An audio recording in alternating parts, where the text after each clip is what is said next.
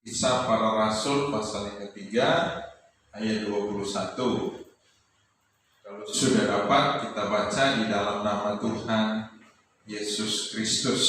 Ya, kita baca 2, 3.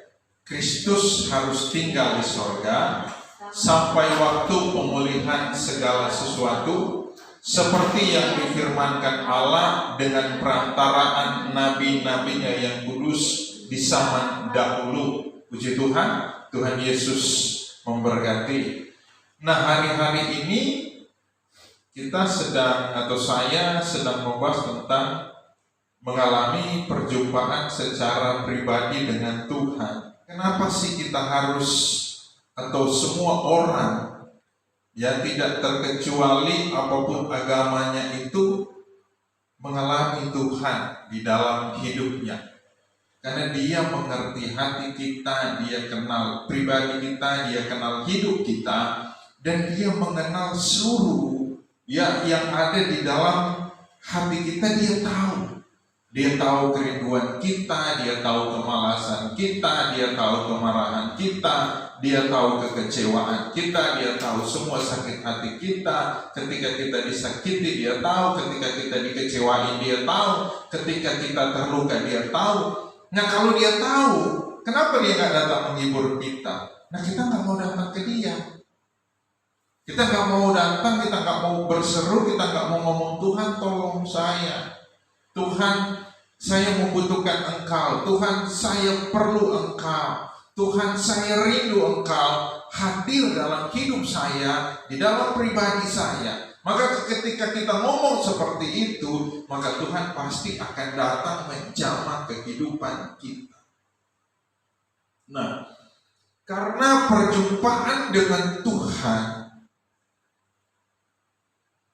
itu benar-benar harus menjadi pengalaman. Mau siapapun kita, mau usia berapapun kita, itu harus jadi sebuah pengalaman pribadi kita dengan Tuhan.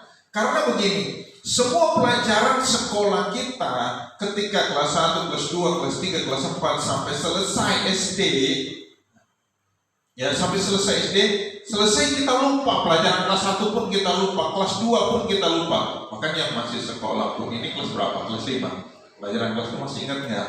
Lupa, nggak lupa. Angin masih ingat nggak? Pelajaran kelas 3 kemarin?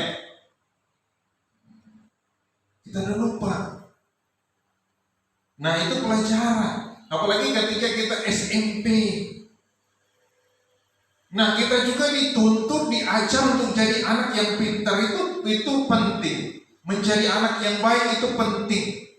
Tetapi pintar, baik, tetapi kita tidak mengalami Tuhan di dalam kehidupan kita, itu sama aja dengan kosong. Kenapa? Walaupun kita pintar banget, ya, kita di sekolah kita juara 1, tetapi kita tidak mengalami Tuhan di dalam hidup kita, seperti yang saya katakan minggu kemarin, ketika kita meninggal, kita mau kemana? Pasti ke neraka.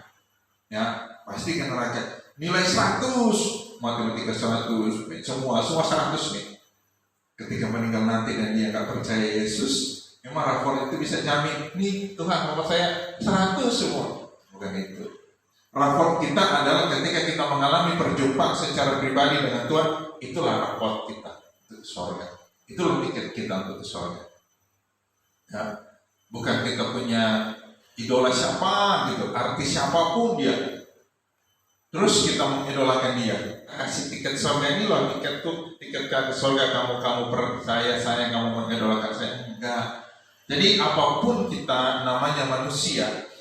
Nah, ketika saya mau menjadi pendeta, saya ketemu dengan ada satu ibu yang memang bagi saya Tuhan kirim seorang ibu pendeta, ibu yang senior. Saya tahu dia Tuhan kirim buat saya. Ketika saya ngomong sama ibu, dia tanya, kamu mau menjadi pendeta? Iya. Nah, yang saya mau kasih tahu adalah jangan kamu mengidolakan siapapun. Jangan mengidolakan manusia, jangan mengidolakan pendeta. Ketika kita mengidolakan manusia atau dia seorang pemimpin, ketika dia gagal, kamu ikut gagal. Ketika dia jatuh, kamu ikut jatuh. Ketika dia menyimpang, kamu akan kecewa.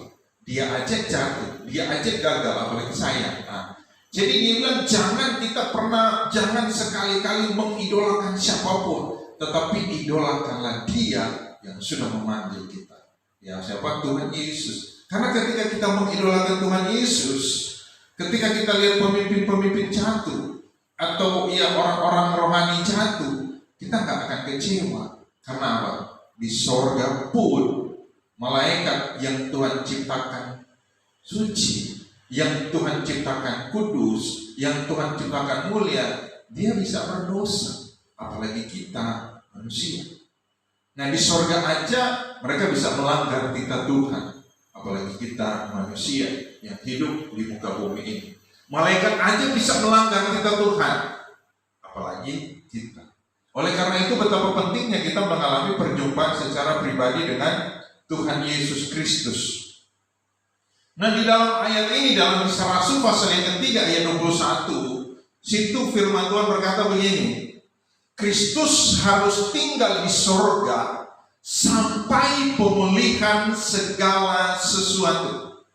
Jadi Yesus, dia sudah ada di sorga, dan di sorga dia juga bukan berdiam diri, tetapi di sorga dia bekerja, dia berkarya dengan kuasanya, dengan mengirimkan rohnya yang suci itu, rohnya yang sempurna itu, untuk datang di dalam dunia ini, untuk bekerja di dalam kehidupan setiap orang-orang yang sudah mengalami perjumpaan secara pribadi dengan Tuhan, supaya terjadi namanya pemulihan hidup, pemulihan pribadi, pemulihan antara hubungan manusia dengan Tuhan. Karena hubungan manusia dengan Tuhan, ketika manusia jatuh ke dalam dosa, hubungan antara manusia dengan Allah itu terputus. Jadi hubungan antara manusia dengan Tuhan itu terputus. Dan itu yang Tuhan mau pulihkan. Tuhan mau pulihkan kembali dalam kehidupan kita, orang-orang yang hidup di akhir zaman ini, supaya hubungan kita dengan Tuhan kembali menjadi baik. Nah, karena sebelum Adam dan Hawa jatuh ke dalam dosa, sebelum Adam dan Hawa mereka melanggar titah Tuhan, sebelum Adam dan Hawa melanggar firman Tuhan, mereka itu hidup di dalam namanya kedamaian yang abadi, hidup di dalam ketenteraman jiwa yang seutuhnya, dan mereka hidup di dalam ketenangan jiwa yang kekal, ketenangan jiwa yang abadi. Dan mereka tidak hidup di dalam ketakutan, tetapi mereka hidup di dalam namanya kebahagiaan yang ajaib, yang mulia, dan yang sempurna. Semua orang rindu untuk berbahagia, ingin banget untuk berbahagia, tetapi kebahagiaan tidak dapat kita capai dengan semua materi yang ada di dunia ini. Kekayaan sekalipun tidak bisa memberikan orang itu namanya ketenangan jiwa, karena ketenangan jiwa itu hanya ada di dalam Tuhan. Ketika hubungan antara manusia dengan Tuhan terputus, maka manusia mulai hidup di dalam namanya ketakutan, hidup di dalam namanya kegelisahan. Kejadian 3 ayat yang ke-6, firman Tuhan berkata begini, perempuan itu melihat bahwa pohon itu baik untuk dimakan dan sedap kelihatannya. Lagi pula pohon itu menarik hati karena memberi pengertian. Lalu ia mengambil dari buahnya dan dimakannya, dan diberikan juga kepada suaminya yang bersama-sama dengan dia, dan suaminya pun memakannya. Manusia sering jatuh di dalam dosa karena apa? Mata. Nah, sekarang mata kita tertuju ke siapa? Mata hatimu tertuju ke siapa? Tertuju ke Tuhan? Atau kalau om lihat kan ini HP, tapi yang om baca itu Alkitab, firman Tuhan. Nah, kalian menggunakan HP, yang kalian lihat di situ siapa? Apa yang kalian dilihat di situ selama berjam-jam?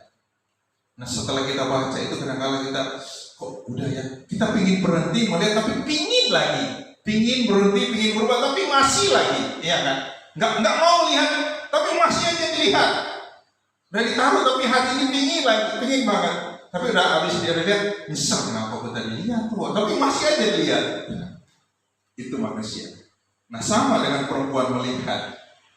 Jadi apa yang dilihat oleh Adam dan Hawa di Taman Eden itu juga dilihat. Sekarang yang menjadi pohon pengetahuan itu ini. Pohon pengetahuan manusia ada di sini. Ya. Jadi pohon ini menjadi pohon pengetahuan. Semua mencari apa di sini. Nah. Oke. Terus itu kan menarik. HP menarik kan? Menarik. Mereka saling apa? Mempersalahkan. Jadi kenapa orang saling mempersalahkan? Karena dosa. Kenapa orang hidup dalam ketakutan? Karena dosa. Dosalah yang membuat kita hidup di dalam ketakutan. Nah seperti yang saya katakan, sering saya katakan, kenapa kita takut pergi ke dapur sendirian kalau mati lampu? Katanya ada setan di situ. Saya mau kasih tahu ya. Malam hari sama siang hari, ketika kita ada di tempat yang sama enggak? Sama. Kursi masih sama enggak? Sama. WC masih sama enggak? Sama. Gayung masih sama enggak? Sama. Ya kan samanya malam hari. Kalau malam hari katanya banyak setan tetap di malam hari, di siang hari dia tetap ada. Tetapi kenapa orang lebih takut malam hari? Karena sudah menjadi masuk di alam bawah sadar. Kalau malam hari setan dia keluar. Setan dia ada siang dan malam dia ada. Tetapi anak-anak Tuhan itu dijagai oleh Tuhan. Kan saya sudah sampaikan minggu kemarin. Nah, jadi ketika manusia jatuh ke dalam dosa, hubungan antara manusia itu dengan Allah itu terputus. Ketika hubungan antara manusia dengan Tuhan itu terputus, manusia itu hidup di dalam ketakutan, hidup di dalam kecemasan, hidup di dalam kekhawatiran, dan manusia itu saling mempersalahkan. Manusia itu mereka hidup dikuasai oleh dosa. Ketika hubungan antara manusia dengan Allah itu terputus, maka dulunya mereka hidup di dalam namanya kedamaian. Maka kedamaian itu hilang. Dulunya mereka hidup di dalam kebahagiaan, maka kebahagiaan itu hilang. Dulunya mereka hidup di dalam ketenangan ilahi, dan ketenangan ilahi dan ketenangan jiwa itu hilang. Sehingga hati mereka menjadi kosong, dan mereka mulai isi hati mereka. Apapun mereka mau isi hati mereka dengan semua yang mereka mau dan mereka ingini, tetapi tidak sanggup dan tidak mampu untuk mengisi hati mereka. Contohnya, seperti saya katakan tadi, bermain game, capek bang, pingin istirahat dong. Udah nggak mau lah main lagi, ya belum selesai yang kemarin, diterusin lagi, capek lagi. Jadi kita isi hati kita dengan itu, bisa nggak itu memberikan kita kedamaian? Paling ada matanya capek, matanya jaga mata, doa Tuhan, kalau boleh saya punya mata ini masih terang, masih bisa membaca ketika saya dipanggil Tuhan. Kenapa? Karena mata ini kebutuhan yang paling kebutuhan terbesar dalam hidup kita ya mata. Nah, akhirnya orang hidup dalam kecemasan. Sehingga Tuhan Yesus dia harus datang ke dalam dunia. Tuhan mau pulihkan kembali, dan Tuhan mau mengisi setiap hati-hati yang kosong. Nah, saya mau katakan begini, kalian mau isi apapun di dunia ini, hati kamu mau isi dengan semua. Kamu mau isi dengan main game, mau isi dengan kalian nonton apapun itu, mau nonton drama Korea, mau nonton apapun, kalian isi hati kalian dengan itu gak bisa memberikan ketenangan di dalam hati kamu. Gak bisa memberikan ketenangan di dalam hidup kamu, gak bisa memberikan kebahagiaan di dalam hidup kamu. Ketika dapat HP baru, bukan bahagia, senang. hanya sampai senang karena emosi.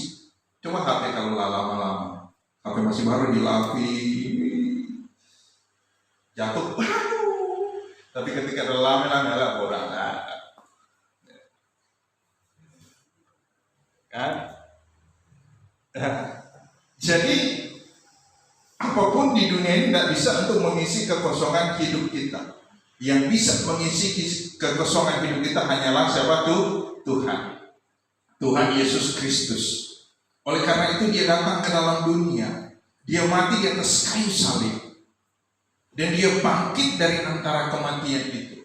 Dan setelah itu dia naik ke sorga, supaya untuk memulihkan kembali hubungan antara manusia dengan Tuhan yang sudah terputus gitu, supaya kita hidup di dalam kebahagiaan. Roma pasal yang kelima ayat yang ke-10.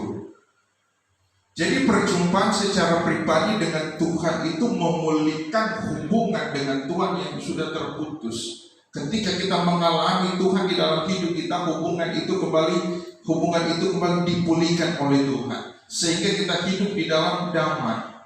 Nah, ketika kita mengalami Tuhan di dalam hidup kita, pasti damai itu kita miliki. Roma pasal yang kelima ayat yang ke-10.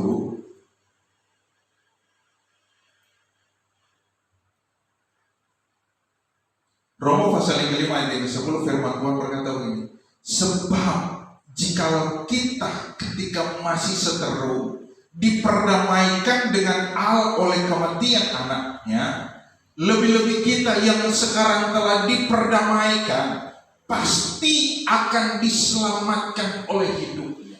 Jadi orang yang mengalami perjumpaan secara pribadi dengan Yesus, maka hidupnya itu kembali diperdamaikan dengan Tuhan. Jadi Tuhan menerima hidup kita apa adanya. Tuhan menerima semua kekurangan dan kesalahan kita. Tuhan menerima semua keterbatasan kita. Tuhan menerima semua ketidakberdayaan, bahkan dosa kita itu diterima oleh Tuhan, ditanggung oleh Tuhan, dan Dia pakukan semuanya itu di atas kayu salib, supaya semua dosa yang menggerogoti hidup kita, yang membuat hidup kita tidak tenang, yang membuat hidup kita tidak damai, yang membuat hidup kita ini adalah hidup di dalam ketakutan, semuanya itu ditanggung oleh Yesus dan Dia pakukan di atas kayu salib, supaya semuanya itu ketika Yesus pakukan itu di atas kayu salib, dan setiap orang yang menerima Dia, itu semua itu diselesaikan dan diperdamaikan dengan Tuhan, sehingga kita hidup di dalam namanya damai sejahtera itu. Kita hidup di dalam namanya ketenangan jiwa itu. Karena apa? Itulah yang Yesus mau, itulah yang Yesus rindukan di dalam kehidupan kita. Ketika kita datang kepada Tuhan. Coba baca ayat yang ke-1, Roma pasal 5 ayat yang ke-1. Ketika kita diperdamaikan dengan Tuhan, atau ketika orang dia mengalami perjumpaan secara pribadi dengan Tuhan. Ayat 1, sebab itu kita yang dibenarkan karena iman, kita hidup di dalam damai sejahtera. Jadi orang yang mengalami perjumpaan secara pribadi dengan Tuhan, hatinya akan dipuaskan oleh Tuhan, hidupnya akan dipuaskan oleh Tuhan, jiwanya akan dipuaskan oleh Tuhan. Itulah pengertian tentang damai sejahtera. Jadi dia menerima namanya sebuah kepuasan jiwa yang tidak dapat diberikan oleh dunia ini kepada kita. Ketika kita datang kepada Tuhan, maka Tuhan akan menenteramkan hati dan hidup kita. Karena Tuhan sumber segala ketentraman hidup. Kalau kita mau datang kepada Tuhan, ketika kita mengalami perjumpaan secara pribadi dengan Tuhan, maka Tuhan membuat hati kita damai. Tuhan membuat hidup kita sejahtera, damai dan sejahtera. Ya, artinya hidup dalam ketenangan, hidup dalam kebahagiaan, dan hidupnya itu sejahtera. Ada sebuah ketenangan ilahi yang tidak bisa diberikan oleh dunia ini, oleh harta, oleh kekayaan atau apapun. Efesus pasal yang kedua, ayat 14.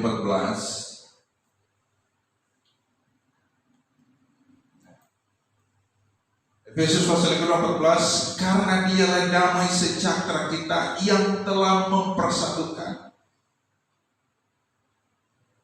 kedua pihak dan yang telah merobohkan tembok pemisah, yaitu perseteruan. Sebab dengan matinya sebagai manusia, jadi yang mati di atas kayu salib itu bukan Tuhan, tetapi kemanusiaan Yesus. Sebab dengan matinya di atas kayu salib itu, dia telah membatalkan hukum Taurat dengan segala perintah dan ketentuan yang untuk menciptakan. Nah, jadi orang yang mengalami perjumpaan secara pribadi dengan Tuhan, dia menerima damai, dia hidup di dalam damai, dan firman Tuhan berkata untuk menciptakan keduanya menjadi manusia baru. Jadi orang yang mengalami perjumpaan secara pribadi dengan Tuhan, hidupnya dipulihkan, dan juga dia menjadi manusia, menjadi ciptaan yang baru. Hidup kita dijadikan baru oleh Tuhan. Ibrani pasal yang kedua ayat 15. Dan supaya dengan jalan demikian ia membebaskan mereka yang seumur hidupnya berada di dalam perhambaan oleh karena takutnya kepada maut. Jadi Tuhan mau membebaskan hidup kita dari ketakutan kita, supaya misalnya nggak takut lagi ketika malam-malam hari pergi ke toilet sendiri.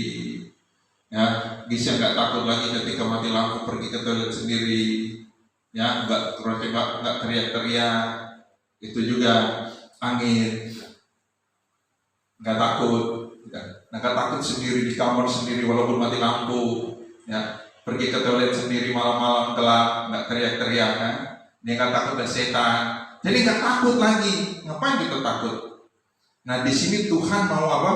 Melenyapkan semua ketakutan supaya kita, kenapa kita takut? Orang yang takut adalah orang yang hidup tanpa Tuhan. Jadi itu ketika kita mengalami perjumpaan secara pribadi dengan Tuhan di dalam hidup kita, maka semua ketakutan itu dihilangkan oleh Tuhan di dalam hidup kita.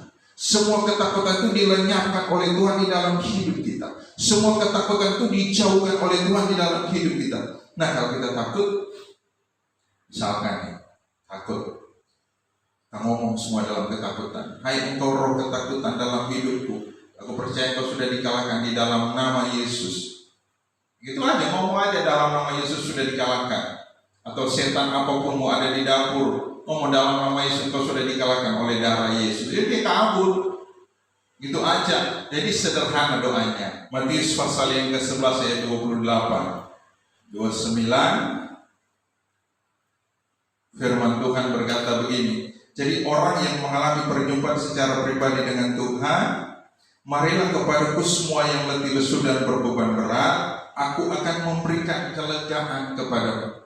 Jadi hanya Tuhan yang sanggup dan mampu untuk melegakan hidup kita, melegakan hati kita, melegakan jiwa kita, melegakan pikiran kita, melegakan hidup kita. Hanya Tuhan Yesus. Hanya Yesus yang sanggup dan mampu. Tidak ada yang lain. Tidak ada kekuatan dan kuasa yang lain yang sanggup dan mampu memberikan kelegaan di dalam jiwa kita. Ayat 9, ayat 29. Pikulah buk yang kupasang dan belajarlah kepadaku, karena aku lemah lembut dan rendah hati, dan jiwamu akan mendapat ketenangan. Jadi Yesuslah sumber ketenangan jiwa. Kalau lagi galau datang ke Tuhan. Kalau lagi bosan datang ke Tuhan. Tuhan, kenapa hati ini begini ya? Kenapa nggak tenang hidup ini? Bosan nih hidup ini. Siapa yang bosan hidup? Sering bosan? Bosan mau ngapain? Kalau bosan lari-lari lagi tempat. Bosan. Kalau bosan hidup, kenapa kita bosan? Karena hati kita nggak tenang. Kenapa hati nggak tenang? Karena nggak ada Tuhan. Kalau kita bosan, kita datang ke Tuhan. Tuhan, kenapa aku bosan banget? Rasanya hari ini aku nggak punya damai Tuhan. Aku nggak punya sejahtera. Aku nggak punya gairah hidup. Datang ke Tuhan. Kasih gairah hidup, kasih ketenangan hidup, kasih kebahagiaan itu Tuhan. Aku rindu kebahagiaan itu. Aku rindu ketenangan jiwa itu. Maka ketika kita ngomong begitu sama Tuhan, Dia akan kasih ke dalam hidup kita. Dia berikan itu dalam hidup kita. Dia anugerahkan itu kepada kita. Karena apa? Ketika kita meminta kepada Tuhan, maka Dia memberikan kita ketenangan jiwa itu. Ya, ketika kita mengalami perjumpaan secara pribadi dengan Tuhan, Yohanes pasal yang 14 ayat yang ke-27, firman Tuhan berkata begini, damai sejahtera ku tinggalkan bagimu, damai sejahtera ku kuberikan kepadamu, dan apa yang kuberikan tidak seperti yang diberikan oleh dunia kepadamu. Jadi Tuhan memberikan kepada kita apa? Dia tinggalkan. Jadi ketika Yesus naik ke surga, Dia nggak tinggalkan kita hidup di dalam ketakutan, Dia nggak tinggalkan hidup kita dalam kecemasan, Dia nggak tinggalkan kita hidup di dalam kehampaan jiwa. Dia nggak tinggalkan kita supaya kita ini, hati kita itu kosong, tidak. Tetapi Dia tinggalkan damai sejahtera yang kekal, damai sejahtera yang abadi, damai sejahtera yang sempurna, supaya ketika kita ada di dunia ini, seberat apapun tantangan hidup kita, pergumulan hidup yang kita alami, ketika kita mengalami Yesus di dalam hidup kita, maka kita mengalami namanya sumber damai sejahtera itu. Dan Dia memberikan itu dalam hidup kita, Dia tinggalkan itu dalam hidup kita, supaya kita berbahagia selama kita hidup di muka bumi ini. Walaupun penuh tantangan, walaupun penuh dengan persoalan, walaupun penuh dengan pergumulan, tapi orang-orang yang hidup di dalam Yesus ada kekuatan baru, ya, ada pengharapan baru, ada semangat baru yang Yesus berikan ketika kita mengalami Dia di dalam hidup kita. Jadi ketika kita mengalami perjumpaan secara pribadi dengan Tuhan, maka hubungan kita dengan Tuhan dipulihkan. Hubungan kita dengan sesama juga dipulihkan. Hubungan kita dengan orang-orang di sekitar juga dipulihkan ketika kita mengalami Yesus. Dan orang yang mengalami Yesus, firman Tuhan berkata, jangan gelisah. Orang yang mengalami Yesus hidupnya enggak gelisah. Orang yang mengalami Yesus hidupnya enggak gentar. Orang yang mengalami Yesus hidupnya, dia kembali hidup di dalam namanya satu, ketenangan jiwa yang abadi. Karena Yesus sumber ketenangan jiwa. Oleh karena itu, mari kita alami Tuhan, alami Yesus dalam hidupmu, dalam pribadimu. Dia ada di mana? Ketika engkau lagi main game, sebenarnya Dia ada di situ. Dia lihat kasihan dengan anak saya ini, Dia isi hatinya dengan itu. Tapi itu tidak bisa memberikan ketenangan. Ketika kita main game, Yesus lihat kasihan anak ini, itu gak bisa memberikan kau kepintaran. Ketika kita, ya apapun, ketika kita konsentrasikan hati kita, Yesus ada, Dia hanya lihat kapan kau mau datang ke saya, supaya aku mengisi kekosongan jiwa itu. Karena kan semua yang kita lakukan untuk mengisi kekosongan hati kita, mengisi kekosongan jiwa kita. Nah Tuhan lihat itu. Tuhan bilang, ketika kita datang ke Tuhan, Dia pasti datang menjamah kita. Dia pasti datang melawan kita. Dia pasti datang menyembuhkan kita. Dia pasti datang menghibur kita. Dia pasti datang menolong kehidupan kita.